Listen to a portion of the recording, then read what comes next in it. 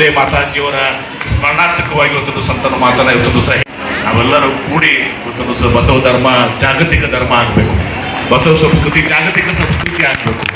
ನಮ್ಮ 12ನೇ ಶತಮಾನದಲ್ಲಿ ಬಸವಾದಿ ಶರಣರು ಅನುಭವ ಮಂಟಪದ ಪರಿಕಲ್ಪನೆ ಅಡಿಯಲ್ಲಿ ಇವತ್ತು ಜಗತ್ತಿನ ಪ್ರಪ್ರಥಮ ಪಾರ್ಲಿಮೆಂಟ್ ಅನ್ನು ಮಾಡಿದ್ರು.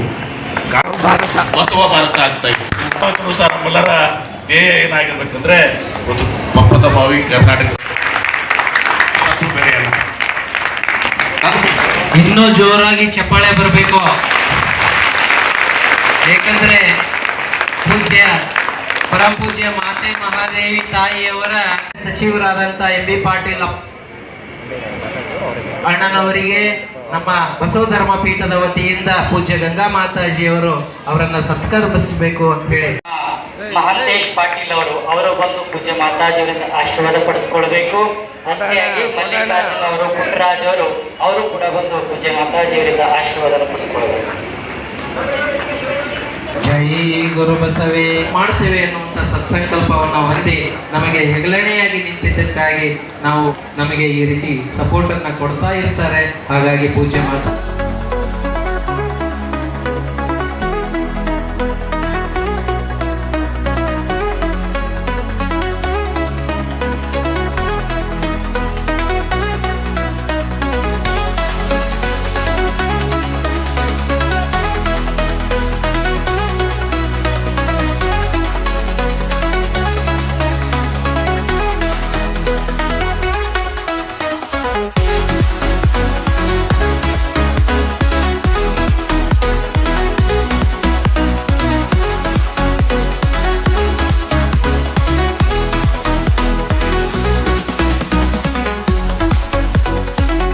ಓಂ ಶ್ರೀ ಗುರು ಬಸವಲಿಂಗಾಯ ನಮಃ.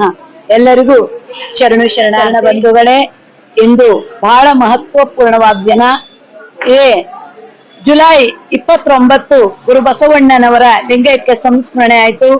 30 ನೀಲಮ್ಮ ತಾಯಿಯ ಷಷ್ಠಿ ಆಯ್ತು. ನಾವು ಅವತ್ತ ಸಂಕ್ಷಿಪ್ತವಾಗಿ ಮಾಡಿ ಇವತ್ತ ಬಹಳ ವಿಶೇಷವಾಗಿ ಶನಿವಾರ ಭಾನುವಾರ ದಿವಸ ನಿನ್ನೆ ನೀಲಮ್ಮ ಷಷ್ಠಿಯನ್ನ ಮಾಡಿ ಇಷ್ಟಲಿಂಗ ಪೂಜೆಯನ್ನ ಮಾಡಿದ್ವಿ. ಎಲ್ಲ ಶರಣ ಬಂಧು ಇವತ್ತ ಹೇಳಿದ್ರೆ ಗುರು ಬಸವಣ್ಣನವರ 830ನೇ ಲಿಂಗೈಕ್ಯ ಸಂಸ್ಮರಣಾ ಕಾರ್ಯಕ್ರಮ ಮಾಡಿದ್ವಿ.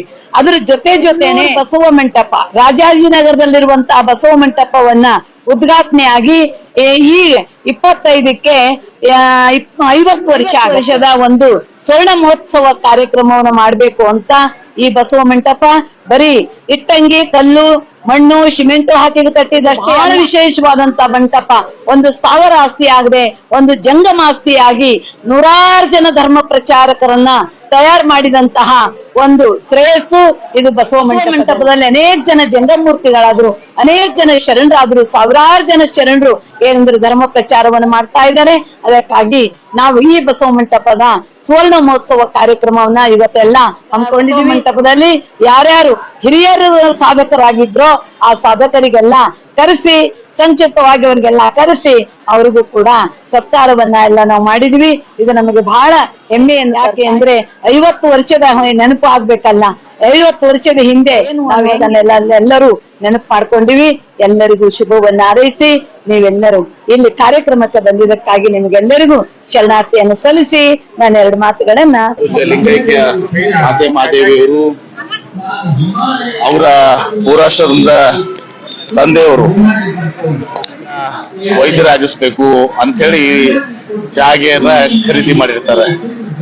ಮಾತೆ ಮಹಾದೇವಿಜಿಯವರು ಇವತ್ತು ಯಾವಾಗ ಬಸವ ತತ್ವದ ಪ್ರಚಾರಕ್ಕೆ ಅವರ ಕುಟುಂಬದವರು ಇದನ್ನ ಜಾಗೆಯನ್ನ ಬಸವ ತತ್ವದ ಪ್ರಚಾರಕ್ಕೆ ಕೊಟ್ಟು ಬಸವ ಮಂಟಪದ ಒಂದು ಕಟ್ಟಿಸಿ ಇವತ್ತು ಉದ್ಘಾಟನೆ ಆಗ್ತದೆ. 50 ವರ್ಷ ಪೂರೈಸಿದ ತಾಯಿ ಮಾತೆ ಮಹಾದೇವಿಯವರು ಪೂಜ್ಯ ಲಿಂಗಾನಂದ ಮಹಾಸ್ವಾಮೀಜಿಯವರ ಒಂದು ಆಶ್ರಯದಲ್ಲಿ ಅವರ ಮಾರ್ಗದರ್ಶನದಲ್ಲಿ ಬೆಳೆದು ಇವತ್ತು ಕಳೆದ 50 ವರ್ಷಗಳ ಕಾಲ ಇವತ್ತು ನಿರಂತರವಾಗಿ ಬಸವ ತತ್ವವನ್ನ ಪ್ರಚಾರ ಮಾಡಿ ಅನೇಕ ಬಸವ ಭಕ್ತರಿಗೆ ತಮ್ಮ ಒಂದು ಕೊಡುಗೆಯನ್ನು ಕೊಟ್ಟಿದ್ದಾರೆ. ಈ ಕಾರ್ಯಕ್ರಮ ಇವತ್ತು ಸಹ ಸುತ್ತೂರು ಶ್ರೀಗಳ ಒಂದು ದಿವ್ಯ ಸಾನ್ನಿಧ್ಯದಿಂದ ಸುತ್ತೂರು ಮಠದ ಇವತ್ತು ಸಹ ದೀಕ್ಷೆಯನ್ನ ಪಡ್ಕೊಂಡಂತವ್ರು ಲಿಂಗಾನಂದ ಪೂಜ್ಯರು. ಹೀಗಾಗಿ ಅವರು ಬಂದು ದಿವ್ಯ ಸಾನ್ನಿಧ್ಯ ವಹಿಸಿಕೊಂಡು ಎಲ್ಲ ಗಣ್ಯರು ಹಿರಿಯರು ಇವತ್ತು ಸಹ ಮಾತಾ ಗಂಗಾಂಬಿಕೆ ಅವರ ಒಂದು ತಾಯಿಯವರ ಒಂದು ನೇತೃತ್ವದಲ್ಲಿ ಕಾರ್ಯಕ್ರಮ ದಿವಸ ಆಗಿ ಬಹಳ ಸುಂದರವಾದಂತಹ ಒಂದು ಕಾರ್ಯಕ್ರಮ, ಬಹಳ ದೊಡ್ಡ ಕೊಡುಗೆ ಇದೆ.